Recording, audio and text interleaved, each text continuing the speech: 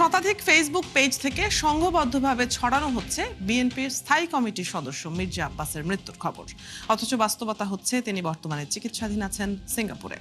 ওদিকে ইরানের সর্বোচ্চ নেতার নামে ভুয়া এক্স অ্যাকাউন্ট খুলে জানানো হলো নেতানিয়াহু মারা গেছেন। এর কিছুক্ষণ বাদে নেতানিয়াহুর মরদেহের ছবিও ছড়িয়ে যায়, তবে যাচাই করে দেখা গেল সবগুলো তথ্য মিথ্যা। চলুন দর্শক, এমনই কিছু ফ্যাক্ট চেক দেখে নিই। ইসরায়েলের প্রধানমন্ত্রী বেনিয়ামিন নেতানিয়াহুর ক্ষেপণাস্ত্র হামলায় নিহত হওয়ার দাবিতে তার মৃতদেহের একটি ছবি সামাজিক যোগাযোগ মাধ্যমে প্রচার করা হয়েছে। ছবিটি ফেসবুকে আবেগঘন ক্যাপশন সহ ছড়িয়ে পড়ে। তবে রিউমার স্ক্যানার টিমের অনুসন্ধানে দেখা যায় ছবিটি বাস্তব নয়, কৃত্রিম বুদ্ধিমত্তা দিয়ে তৈরি। একইভাবে চলমান ইরান ইসরায়েল সংঘাতের প্রেক্ষাপটে সামাজিক মাধ্যমে একটি স্ক্রিনশট ছড়িয়ে দাবি করা হয় ইরানের নেতা মোস্তফা খামেনি এক্স পোস্টে ইসরায়েলের প্রধানমন্ত্রী বেনিয়ামিন নেতানিয়াহুর মৃত্যুর খবরটি নিশ্চিত করেছেন। স্ক্রিনশটটি ফেসবুকে একাধিক পোস্টে প্রচার করা হয়েছে, তবে যাচাই করে দেখা যায় এমন কোনো পোস্ট মোস্তফা খামেনি করেননি। প্রচারিত স্ক্রিনশটটি তার নামে খোলা একটি ভুয়া অ্যাকাউন্ট থেকে করা। এদিকে কালের কণ্ঠকে উদ্ধৃত করে মির্জা আব্বাস আর আমাদের মাঝে নেই শিরোনামে তার মৃত্যুর দাবি সামাজিক মাধ্যমে ছড়িয়ে পড়েছে। ফেসবুকে একাধিক পোস্টে এই দাবি প্রচার করা হয়, তবে অনুসন্ধানে দেখা যায় কালের কণ্ঠ এমন কোনো সংবাদ প্রকাশ করেনি। মির্জা আব্বাস বর্তমানে সিঙ্গাপুরে চিকিৎসাধীন আছেন এবং তার মৃত্যুর দাবিটি সম্পূর্ণ মিথ্যা। গুজব এখানেই শেষ নয়। রাজধানীর কেন্দ্রীয় শহীদ মিনার এলাকায় দুর্বৃত্তদের ছুরিকাঘাত ও গুলিতে রাকিব নামের এক তরুণ নিহত হওয়ার ঘটনার পরপরই অনলাইনে দাবি ছড়ায় ফ্যামিলি এন্টারটেইনমেন্ট বিডির অভিনেতা ও পরিচালক রাকিব হাসান গুলিবিদ্ধ হয়েছেন। দাবিটি বিভিন্ন ফেসবুক পেজ, গণমাধ্যমের পোস্ট, ইনস্টাগ্রাম ও টিকটকেও ছড়িয়ে পড়ে। তবে যাচাই করে দেখা যায় ফ্যামিলি এন্টারটেইনমেন্টের রাকিব হাসান গুলিবিদ্ধ বা নিহত হননি। তিনি নিজেই ভিডিও বার্তায় সুস্থ থাকার কথা জানিয়েছেন। মূলত এই ঘটনায় নিহত হয়েছেন রাকিব আহমেদ নামের ভিন্ন আরেকজন কন্টেন্ট ক্রিয়েটর। দর্শক, আজকের তথ্যগুলো যাচাই করতে গিয়ে দেখা গেল দেশীয় ও আন্তর্জাতিক উভয় ইস্যুতেই নানা অপতথ্য ছড়িয়েছে। দেশ এবং দেশের বাইরে থেকে সমান্তরালে ছড়ানো এই গুজবের ফাঁদে না পড়তে দায়িত্বশীল গণমাধ্যমের ওপর আস্থা রাখার পরামর্শ বিশ্লেষকদের। রুবাইয়াত অদিতি, ৭১। দর্শক, আমরা প্রতিবেদন দেখছিলাম এবং প্রতিবেদনে যেমনটি দেখা গেল যে বিভিন্ন ইস্যুতে গুজব ছড়ানো কিন্তু চলছেই এবং এ নিয়ে নানান ধরনের আলাপ আলোচনা আমরা প্রতিদিন করে থাকি। আজও সেই আলোচনায় যাব। আমাদের সাথে জাহাঙ্গীরনগর বিশ্ববিদ্যালয়ের আইআইটির শিক্ষক অধ্যাপক মোহাম্মদ ফজলুল করিম পাটোয়ারি আছেন, তার কাছে চলে যাচ্ছি। আপনাকে স্বাগত জানাচ্ছি ৭১-এ।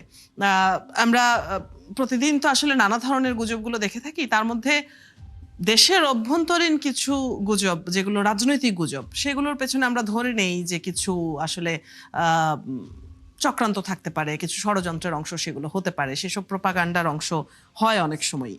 কিন্তু আন্তর্জাতিক বিভিন্ন ইস্যুতে যে গুজবগুলো ছড়াচ্ছে, আপনার কাছে কি মনে হয় যে বাংলা ভাষাভাষীদের মধ্যে এই গুজবগুলো ছড়ানোর পেছনে কি কারণ থাকতে পারে? শুধুই কি ভিউ বাণিজ্য?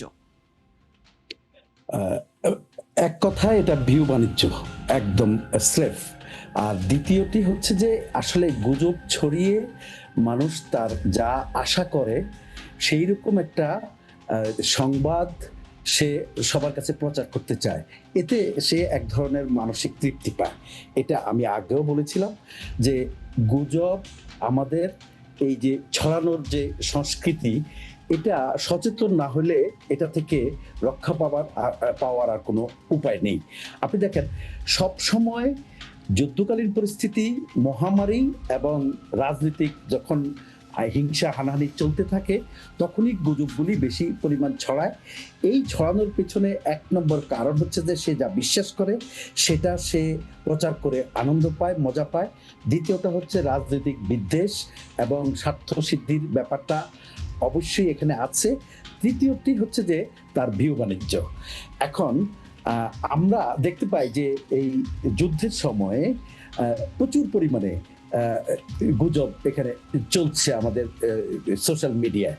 এই গুজব যুদ্ধের সময় ছড়াবে কারণ হচ্ছে যে গুজব গুজবকে কখন ছড়ায় সেটা আমি একটু ব্যাখ্যা করি একটু আগে। তার আগে গুজব তখনই ছড়ায় যখন এর এগেনস্টে নির্দিষ্ট কর্তৃপক্ষ কোনো কিছু না বলে, তখনই গুজবটা ছড়ানো হয়। ফর এক্সাম্পল, আমাদের যে বিশিষ্ট রাজনীতিবিদ উনি মারা গেছেন বলে যে গুজবটা ছড়ানো হয়েছে, জি। এটার পেছনে আছে যে এক ধরনের তৃপ্তি এক পক্ষের, আরেক পক্ষের আছে আরেক ধরনের যে মানে অনুকম্পা, একটু সহানুভূতি আদায় করা। আবার অন্যদিকে দেখেন নেতানিয়াহু মারা গেছেন, এটা কে চায়? অনেকেই হয়তো বা চায়, তাদের জন্য এটা খুব আনন্দের। আবার নেতানিয়াহু মারা যাননি এইরকম একটা বিবৃতি সংশ্লিষ্ট কর্তৃপক্ষ, দ্যাট ইজ ওই রাষ্ট্রের কর্তৃপক্ষ ক্লিয়ারলি বলেননি, যা বলেছেন সেটাকেও আবার কাউন্টার দিয়েছেন অনেকেই। আপনি দেখতে পেয়েছেন যে নেতানিয়াহুর হাতের 5 আঙ্গুল, সেটা দিয়ে যখন অভিযোগ ছড়ানো হয়েছে যে এটা ফেক। আবার নেতানিয়াহু যখন চা কফি শপে গেলেন, সেখানে যেই বক্তব্যটা দিলেন দাঁড়িয়ে দাঁড়িয়ে কফি হাতে নিয়ে, যে আমি ঠিক আছি, এটারও একটা কাউন্টার সোশ্যাল মিডিয়ায় এসছে যে আসলে এটাও বানানো। আরেকজন এই ভিডিওটা এরকম একই ভিডিও বানিয়ে তারপর দেখিয়ে দিয়েছে। তার মানে কি, আমরা যখন নির্দিষ্ট কর্তৃপক্ষের কাছ থেকে কোনো সদুত্তর পাবো না, বিবৃতি পাবো না, বা ততক্ষণ পর্যন্ত এই গুজব চলতেই থাকবে। আর এই গুজব চালানো বন্ধ হওয়ার একমাত্র রাস্তাই হচ্ছে যে সত্য প্রকাশ করা।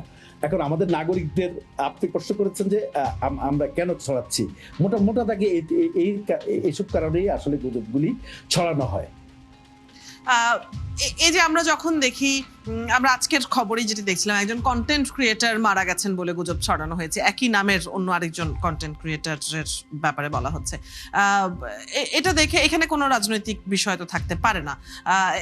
এখানে আপনি যেটি বলছিলেন যে ভিউ বাণিজ্য এখানে সবচেয়ে বড় ফ্যাক্টর হতে পারে, কারণ দেখা যায় যে একজন কন্টেন্ট ক্রিয়েটরের অনেক ফলোয়ার রয়েছেন, সেই ফলোয়াররা সবাই সেক্ষেত্রে এই ভিডিওটি দেখবেন। এই যে এআই এর ব্যবহার করে ভিডিও তৈরি করা, ফেক ছবিগুলো তৈরি করা, এগুলো থেকে তো পরিত্রাণের তাহলে উপায় কি? কারণ এআই তো দিন দিন আরো উন্নতই হবে, এটাই তো স্বাভাবিক, প্রযুক্তি আরো উন্নত হবে এবং আরো নিখুঁত হবে এই ভিডিওগুলো। যদি আন্তর্জাতিক সংবাদের ক্ষেত্রে যদি বলেন, তাহলে আমরা আন্তর্জাতিক সংবাদগুলো আমাদের এই দেশে ভিউয়ারদের কাছে কিভাবে ছড়ায়, এটা ডিসইনফরমেশন কিনা, সেটা আমরা চেক করতে পারি। সেটা আমি একটু পরেই আপনার কোনো প্রশ্ন আসলে আমি বলবো। কিন্তু দেশীয় যখন কোনো গুজব ছড়ানো হয়, এই গুজব ছড়ানোর পেছনে একমাত্র ভিউ বাণিজ্য, আরেকটা হচ্ছে যে পরিচিত হওয়া। যেমন দেখুন, এই অনলাইন কন্টেন্ট ক্রিয়েটর আমার কাছে পরিচিত নয়, কিন্তু এই গুজব ছড়ানোর কারণে আমার কাছে পরিচিত হয়ে গেল একটু।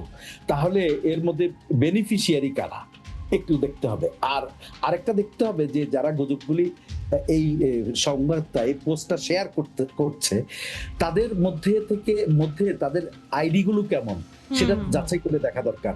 এই আইডি তো আমরা জানি যে বট নেটওয়ার্ক আছে, আমাদের দেশেও বট নেটওয়ার্ক অনেক সক্রিয়।